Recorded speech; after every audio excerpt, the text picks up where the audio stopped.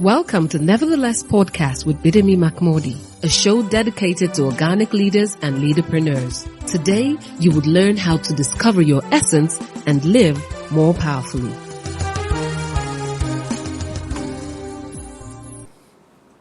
Hello and welcome to the NeverTheLess show. This is episode 3 of the I Love You But series. My name is Adeshawa Greg Igodare. The NeverTheLess show is a show for organic leaders and leaderpreneurs. I am not alone here. I am with Apostle Bidemi Mark-Mordi, in case you're wondering.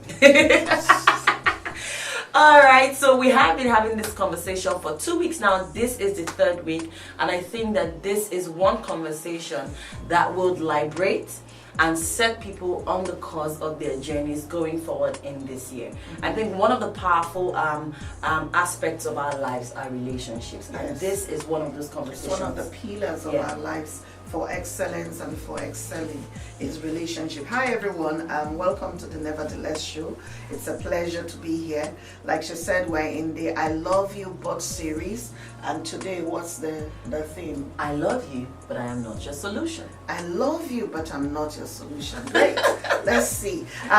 Thank you for all the feedback so far on this series, and we're grateful that you've sent in words to say how this is impacting you. Don't forget to share and share and share. These are conversations we need to continue to have if we want to continue to fulfill the greatest commandment of our time. Love the Lord your God with all your heart, with all your soul, with all your mind, and with all your strength, and love your neighbor as yourself. Okay, starting from love your neighbor as yourself. And we say that this in the series today we're talking about this particular episode is I love you, but I am not your solution. So before now, in the 2 episodes, in 2 weeks that we have had this conversation, we have spoken about how the person giving the love is, number one, you're going to have to define that relationship that you have been entrusted with. The person receiving it as well will have to do that definition and also give permission. Now, we've had that conversation on the basis of give, and take. Right? Now, in this episode, it seems to me that the person supposed to give is now saying, I will give, but I can't give all. Yes. Right? Yes. And I don't even think that the expression is I can't give all. It is that I will only give to add to what you already have. Right. Because, for instance, if I had to explain this using my experiences, many people, you know how you go, you'll be invited to come somewhere speak, or someone will meet you at the bank because maybe they've been listening to the podcast or something, and then they walk up to you and say, oh, I've been praying to God that I'll have the opportunity to meet you. Or someone actually will just send you a message, inbox message from social media, and they're asking you to mentor them. Right. What I find 80% of the time is when people ask for you to mentor them, what they think is that you are going to resolve their issues. So when they mentor me is the same speak for solve my problems. And then when they come, those days, not like today, many years ago, when someone would say to me, mentor me, I used to make them fill a form.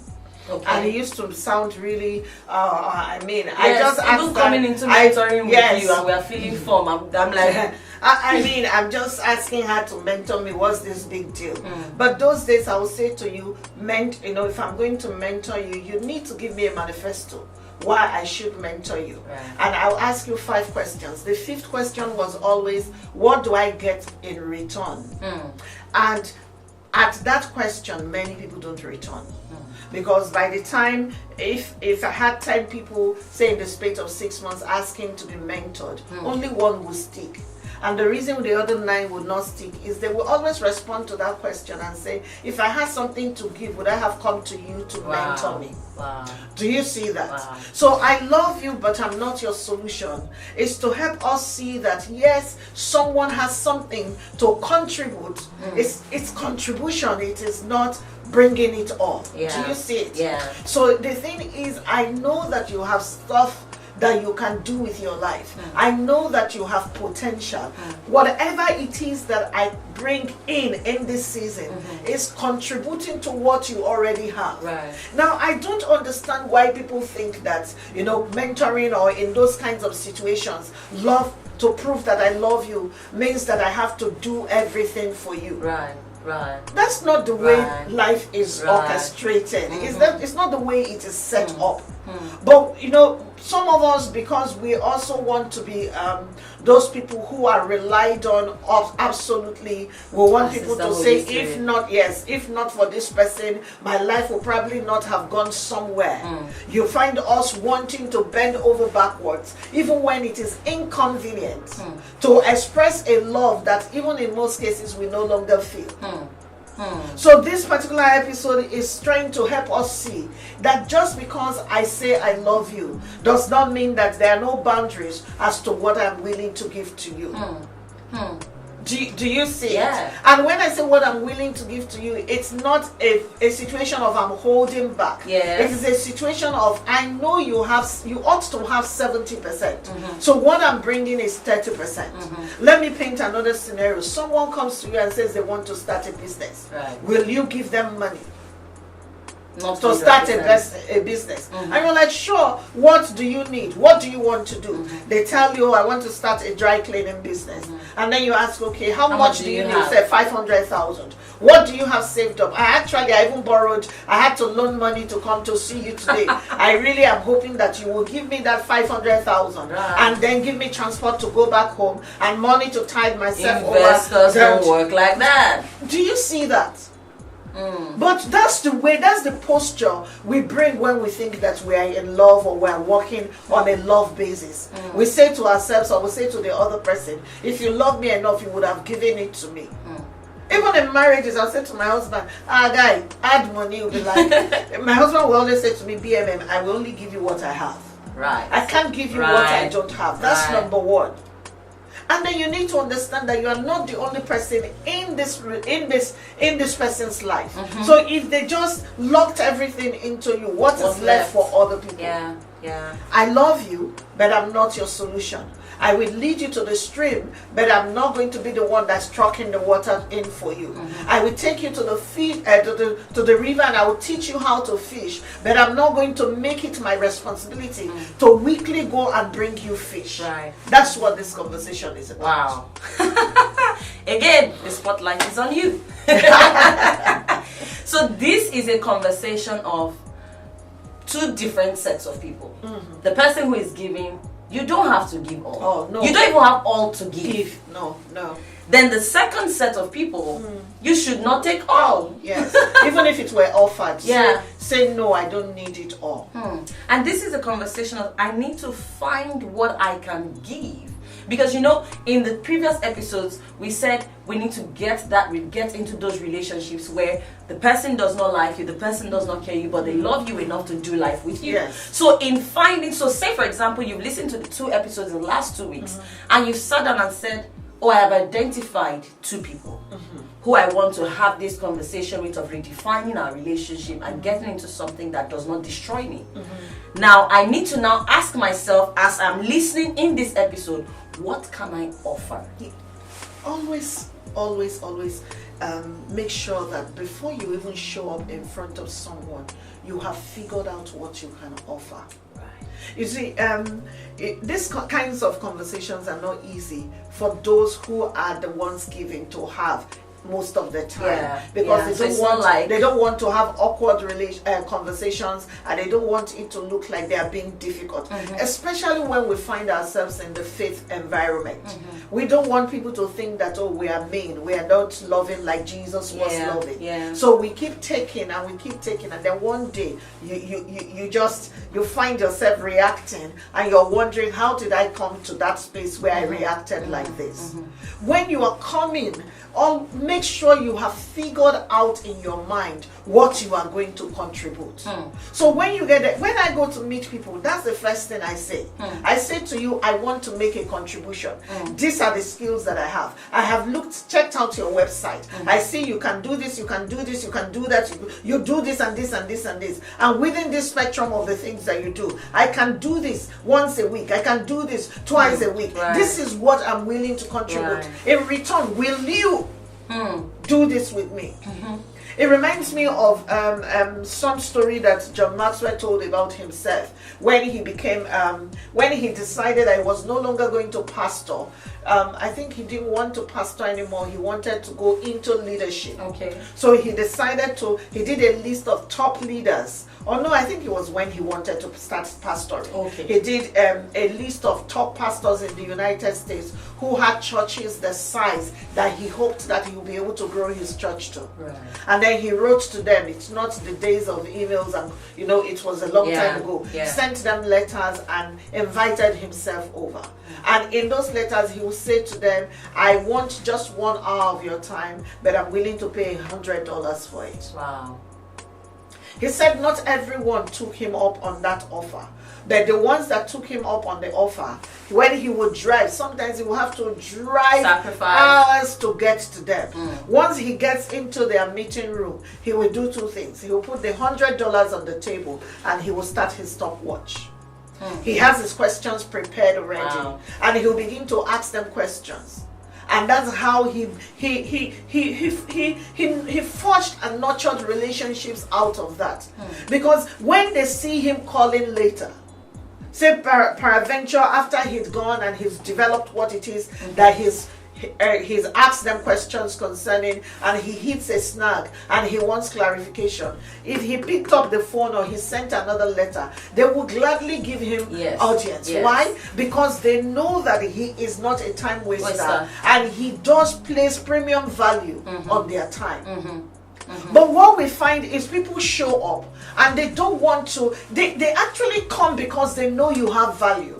But they do not want to acknowledge that value. I've been in situations where people will show up and say, oh, you are such a voice of wisdom. Oh, and then they sit with you. Once they need something, they can come and sit with you for hours. And they come with their questions prepared, and you give them solutions for their question. They get up and they go, and tomorrow you say to them, can you just repost something for me on social media? And they refuse. Right. And the reason is because they do not want the ones who follow them to know that they drink from your well as well. After a while, it doesn't matter how nice you are, that brook will dry up. Do you understand that? So contribution, when we're talking about I love you but I'm not your solution, life is sweeter when two people or more people rub off on each other rather than always consistently taking and never putting something down on the table. Wow. So this is a conversation of you need to understand who you are. And so you cannot judge. So for example, within the faith community, like you said, we just think that we can just, show up and, oh man, I want to ask you a question. And of course, in the, love and the kindness of your heart, you respond to the question. That can happen for a one-off. But if it's going to be a relationship, we need to understand that there has to be, this person's time is valuable. If there's anything I'm hearing from what you're saying is, I am not your solution. First of all, I have to create more value with my life, with my time.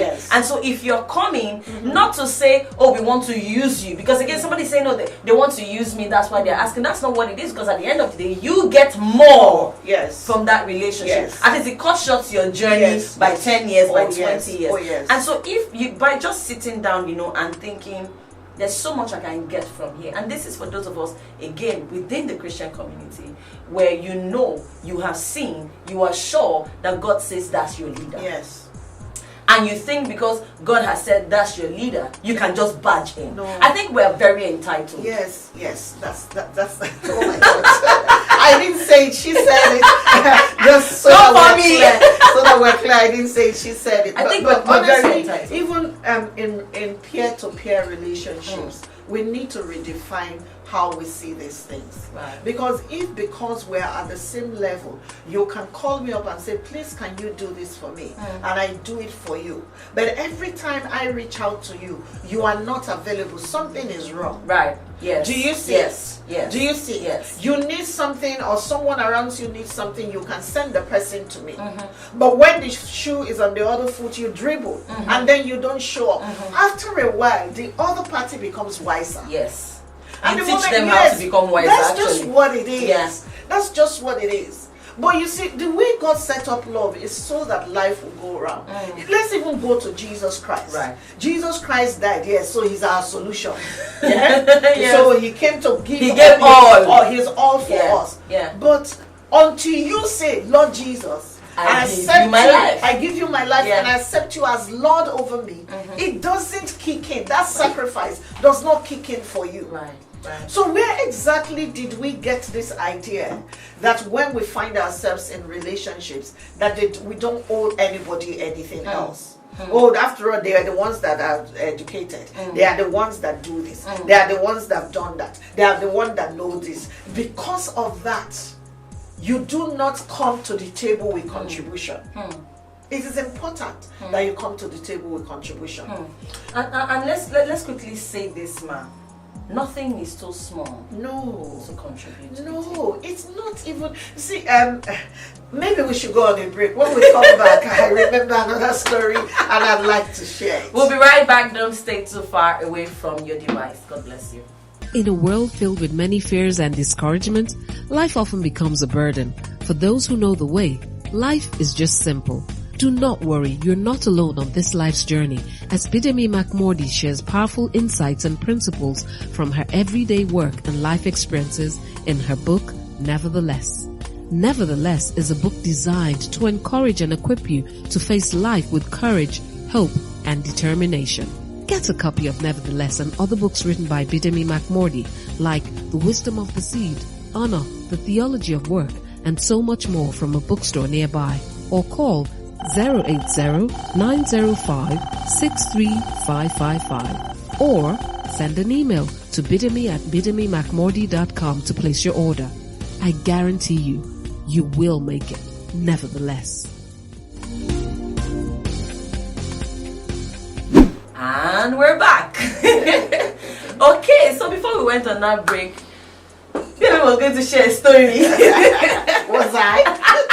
I don't remember. Oh my God. Wow, you know, it's amazing how people just think that they don't have anything to give. Yes. Maybe I don't even think amazing is the word. I think it shows. Yeah, it's demeaning. It shows that you don't think of yourself as somebody who can give anything at all. And I don't think that God has created any single person on this earth who does not have anything to offer. Yes. And so how does someone, and I don't know if this is the right question, but how does someone, sit down? Because I think it has to do with having a conversation with yourself.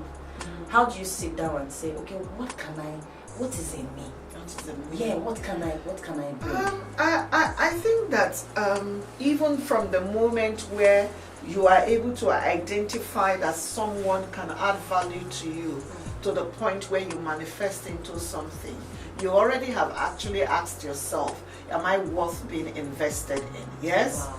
So it's this person knows that he has value. He just doesn't think that his value should be upwards. No.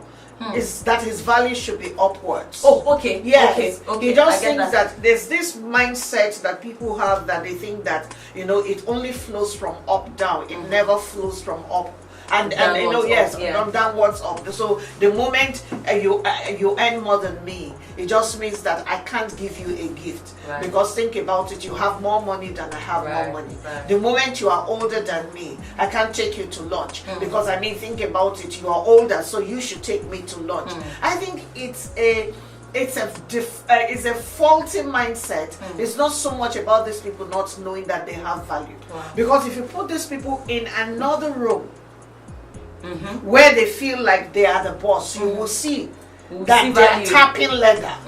Do you understand that they are going on and on and on and on about what they know and what they want to do? I just think that it's faulty mindset and we need to shift it. Wow. So it's not that they don't know that they have value, because if someone doesn't think they have value, they won't come to you to add more value to them. Ooh.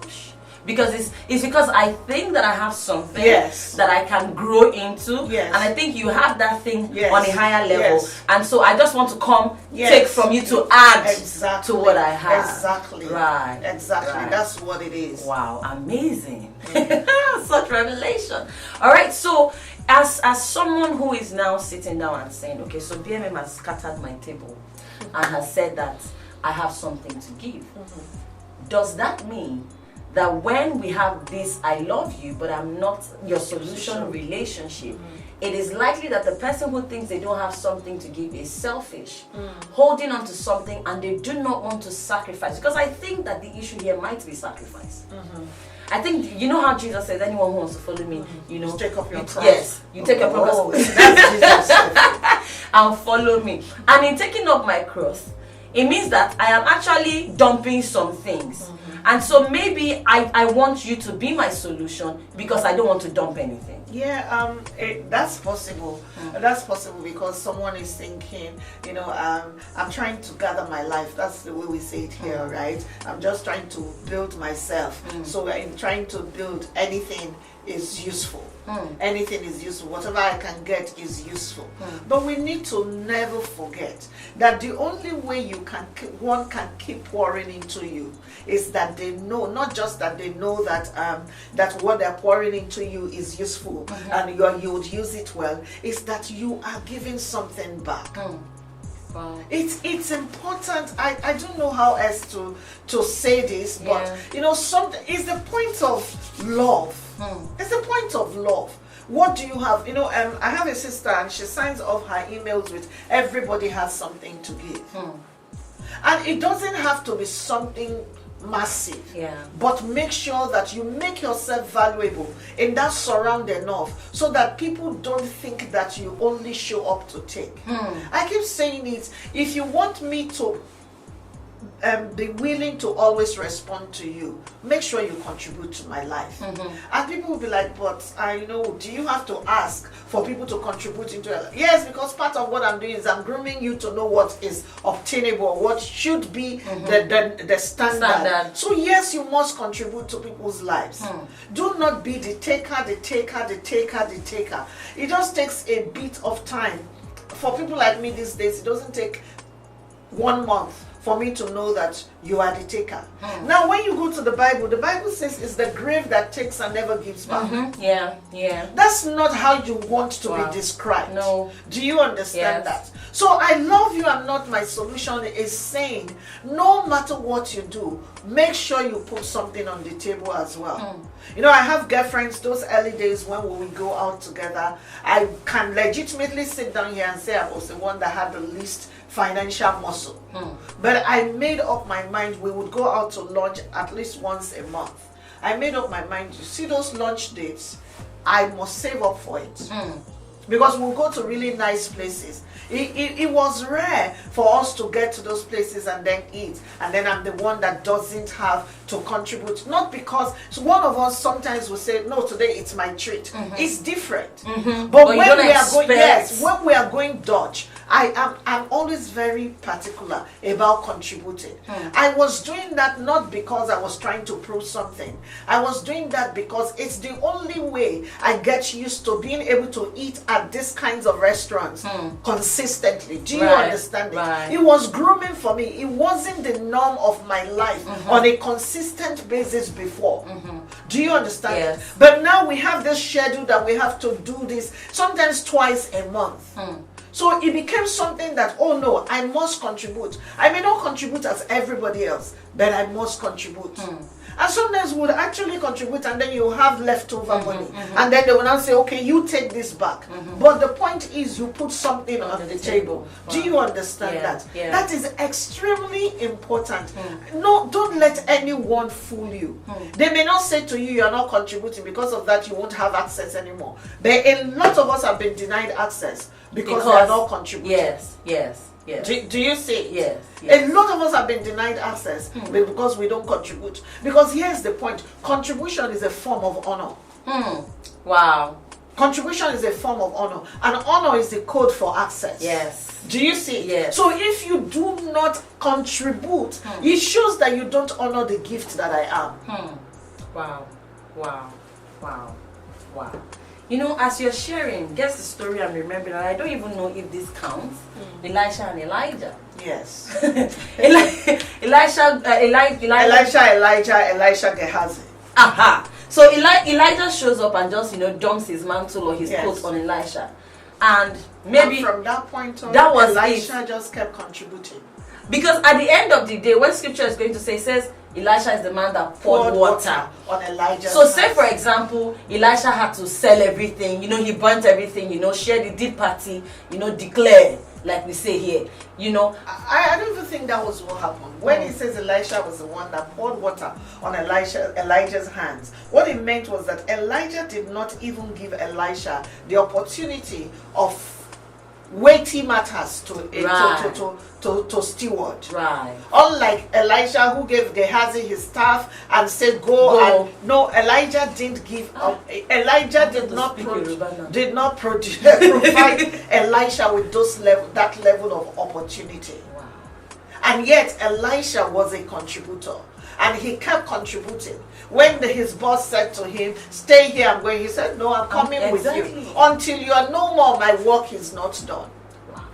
We need to learn these things. I know again, that the generations are woke now. We are so civilized that the people who taught us civilization are now learning civilization from us. But the reality is that when it comes to when the rubber hits the road, people are looking for people who contribute to make them anything.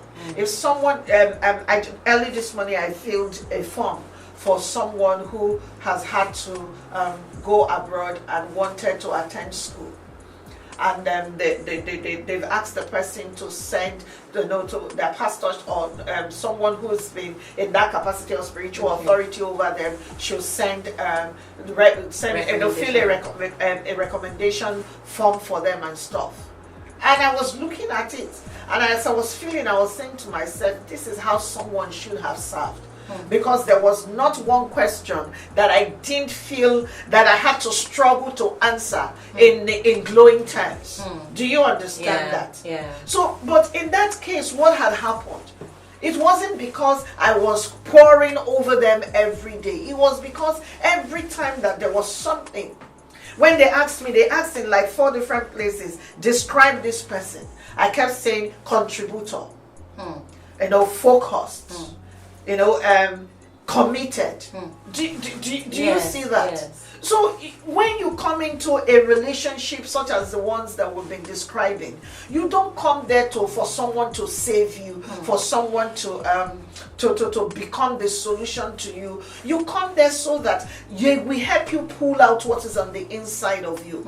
So you don't come empty. I've seen people come to me and say, "Oh, we want," and then I sit down, I talk to them. What I usually do these days is I'll say to them, "I have a ton of free resource. Yeah. Go start from there." Yes. Because at this stage, I can't even honestly spend 30 minutes of my life on a weekly basis to try to give you something. Because you haven't built anything up yet. For me to now begin to refine and help you organize. Do you see it? Yes. So it's not that when we come into people's lives, because they proclaim that they love us, and we do this a lot to our pastors, we need to stop. We seem to forget that our pastors are human and they deal with practically every human issue that we deal with. Yes. And we just want them to resolve our issues. When is the last time someone asked their pastor, "What do you need?"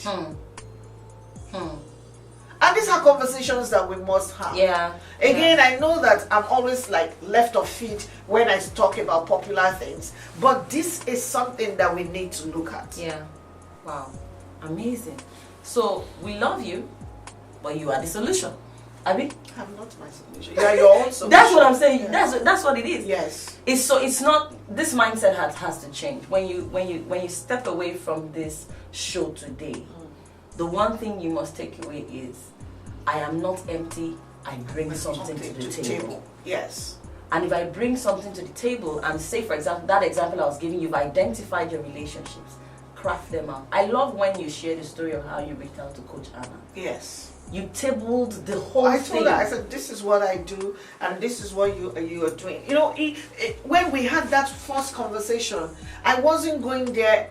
Agreed, I didn't know how, I didn't know what she might need. But every few sentences I'll say to her, whatever you need me to do. and this is over 13 years. The conversation has not changed. Whatever you need me to do.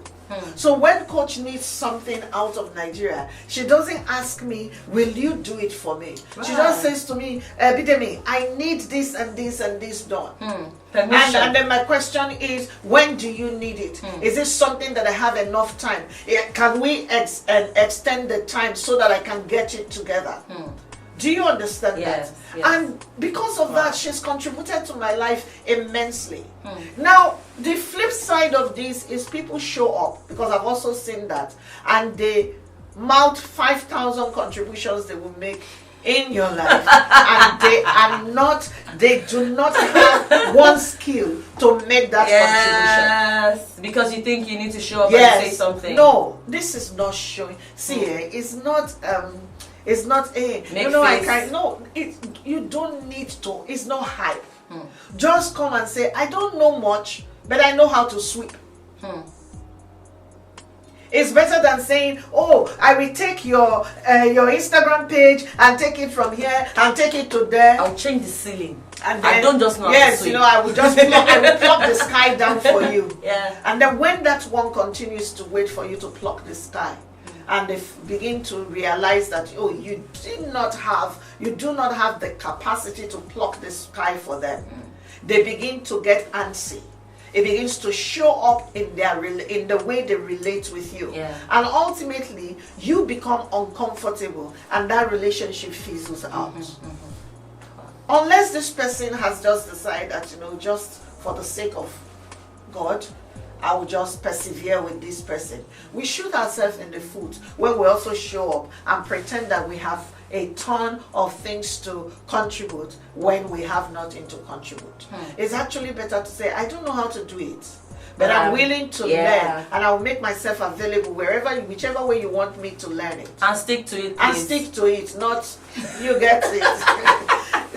In the end, all of these things, when we think about love, who will think that love, you can't really walk in love if you don't have integrity. We usually don't put them side by side, but when you are thinking of any kind of love relationship, consider, do I have the integrity to contend earnestly for the highest possible good to be made manifest in this situation? Wow. Yes. Wow. I love what BMM just shared, and one thing that stood out for me from what you just shared is authenticity. Be authentic with your approach, be authentic with yourself. Let it, once they are reading whatever it is you're sending, let them see that this is who you are. And if they eventually give you access, be that person that you said you're going to be. I think that we've had a good time on this episode. Well, you always say that. So yes, I think now so. I'm beginning to suspect whether that is true. All right, so we leave it to you to let us know if this conversation has been helpful, has been useful, and if there's something you're going to begin to do going forward with your life and with the relationships that God has entrusted you with. Remember that this is not just about the other person you think God is sending to you or sending you to. It's about you who God is sending to that person. So the love is both ways. Yes. Thank you so much for joining us on this episode. Yes, and remember to follow me on social media. Facebook, you can like my page, and then on Instagram, yes, please follow. I'm on Twitter even. So please just make sure you follow us, and don't forget to subscribe to this YouTube channel. Yes, click the notification bell so that when we have new things, and there will be a lot more new things coming, you will be notified that something is come out of this YouTube channel. Thank you again, and remember, if you discover who you are, you'll live a powerful life. So from me to you, I'm saying, do your best and embrace your superpower. God bless you. See you next week. Bye-bye. Thank you for listening to Nevertheless. For more information and resources, call 08090563555. Don't forget, discovering your purpose helps you live more powerfully.